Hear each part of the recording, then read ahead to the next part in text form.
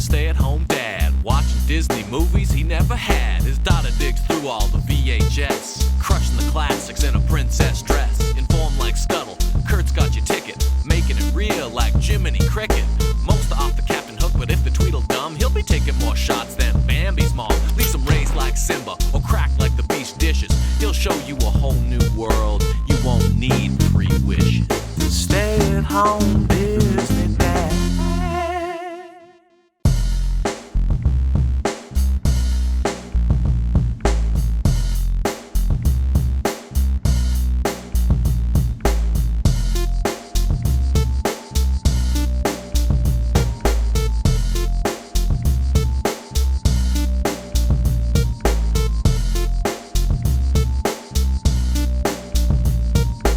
This one was a gift, and I'm not sure if this damage was done before or after the original owners were done watching it, but these quick release cardboard sleeve Disney VHS tapes always fascinate me. Here we have DuckTales, Raiders of the Lost Harp, not to be confused with DuckTales, Treasure of the Lost Lamp. We start with some low-key, borderline racist characters at a dig site. There's archaeologists digging everywhere, and someone finds a stone griffin. Well, that brings Scrooge and the boys on the next plane over to see this thing, because Scrooge says, "This stone griffin you found is awesome. It's an omen of danger not to go inside."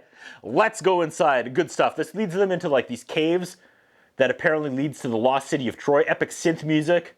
They find the city of Troy. Somewhere in the ruins is the Trojan treasure vault. There's a statue of Helen of Troy, who's also a duck person. I love how everything gets the treatment to match the universe. Like imagine if in the DuckTales cast found the statue and it was just this busty white human girl. Like how jarringly out of place would that have been?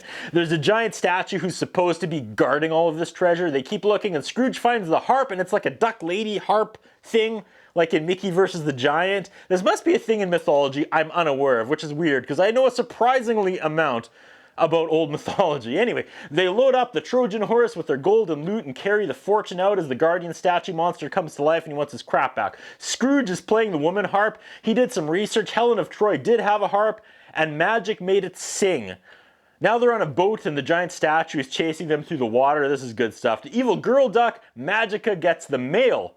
The latest issue of 2 magazine features Scrooge finding the treasure of Troy on the cover. She wants the bounty. Scrooge is walking around his mansion, strumming the harp woman. Not sure why that's a funny visual, but it is. Scrooge tells his butler he can't afford to give him a raise, and the harp sings every time someone lies. So the nephews want to murder the harp woman for being a snitch. Magica disguises herself as a cleaner, like a maid, and sneaks in with her crow parrot thing. For the first time I realized how much she looks like Count Duckula. I should probably check the dates on these 2 characters. Someone's ripping someone off. She wants the magic so she could be as beautiful as Helen of Troy, and then she will have to, quote, wear gloves because Scrooge will be putty in her hands. If I think about that long enough, it sounds like the punchline to a dirty joke. But we move on. Magica turns as beautiful as Helen of Troy and goes to seduce Scrooge. The harp immediately tries to tattle on her, but Scrooge wants to get his freak on, so he stuffs the harp into the desk drawer and locks it. Magica immediately reveals herself and tries to get the keys for the desk from Scrooge. He won't give it to her, so she just steals the desk with the harp locked inside. There's a car chase with the desk. This is fun. And Scrooge gets it back and rides it down a hill. The music in this is just so off. I can't explain it. It's like the music they used on the Super Mario Brothers Super Show when they had to dub over top the Milli Vanilli songs in that one episode, and the music's just way too loud and aggressive and it just doesn't match any scene. That's how it is here. Scrooge and everyone show up for the grand opening of their Troy Artifacts Museum showcase, but the city has sent everyone home because the giant statue monster Godzilla thing is coming out of the water and wants its treasure back. Scrooge sees the monster is going to go right through his bubblegum factory to get to the museum, so you can guess what happens. It gets stuck in the bubble gum, but they realize it just wants the harp back. So they go and they get the harp from their house, but now Magica has successfully stolen it for real this time. It's mine now, so stop harping about it, says Magica as she takes off in a helicopter, and Scrooge hangs on the bottom by his cane. He steals the harp back, jumps off the helicopter, lands in the bubble gum, and gives the giant monster his harp back. The monster takes it and retreats. Scrooge tells his family, it's okay. The harp is gone, and sometimes knowing the truth is more trouble than it's worth. End. Wow, that was the lesson? All right. Episode 2, Pearl of Wisdom. We start with recycled shark footage from the Little Mermaid series. I swear it's the same shot. There's a couple of bumblers in a submarine trying to find an island to pillage. On an island, they find a giant pearl. One guy puts a leaf on his head and says, now I'll fit in with the islanders. They won't suspect a thing. Oof, the islanders are grunting savages as you would expect. They do it. They steal the giant pearl. One bad guy looks like Pete from Steamboat Willie short. I think that was his name. And they know they can sell this illegal stolen pearl to Scrooge because he, quote, never asks questions where anything came from. Yikes! The triplet nephews and Webby are playing marbles, and I'm 100% sure they won't accidentally use the pearl as a marble at some point. This is completely unrelated. In the other room, Scrooge buys the pearl from these guys. After the deal is done, the other bumbler is looking up legends, and he thinks they just sold Scrooge the magical pearl of wisdom. Scrooge goes to his travelers club to find out if anybody knows anything about this pearl. Webby asks Scrooge if he's leaving.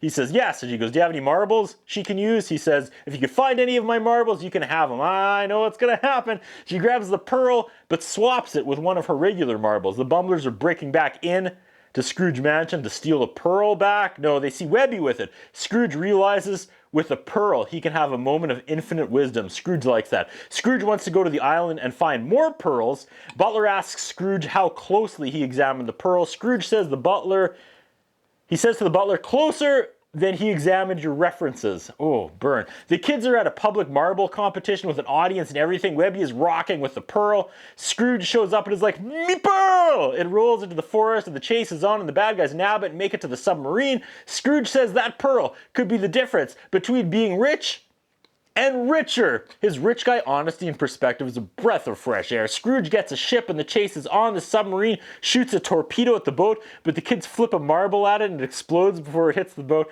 I'll accept that. Everyone is full speed ahead to the island again. The music seems like it's from every 80s action comedy, just copy paste.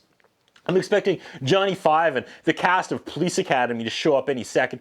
Scrooge and the kids sneak up, they steal the pearl, and everyone fights over it. The kids make the bumblers trip on marbles, and their submarine sinks. The sun comes up as both bumbler number 1 and Scrooge are both holding the pearl and are both filled with a moment of infinite wisdom. Bumbler's like, I gotta quit doing this, or I'm gonna end up in jail. And Scrooge is like, we gotta give the pearl back, and does. The Islanders and the Duck family party. Scrooge wants to buy all their surplus bananas because this island has a lot of bananas and everyone will profit. The island chief is all for that idea. And this begins the greed and corruption of this prideful race. Credits, 1987. Okay, makes sense now. They must have used like a copy of the one royalty-free music library everyone used in the 80s. I swear I've heard this music in backgrounds of a bunch of 80s movies. It ends with a voice telling us to ask our video dealers about these other titles. Now, I ask my dealer many things, but not about DuckTales videos. That's what I think about. What do you think? What we have is a concern about Curtis Anderson. His interviewing style is not the best.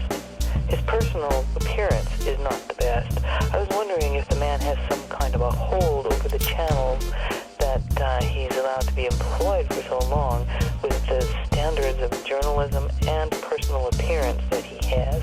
Thank you.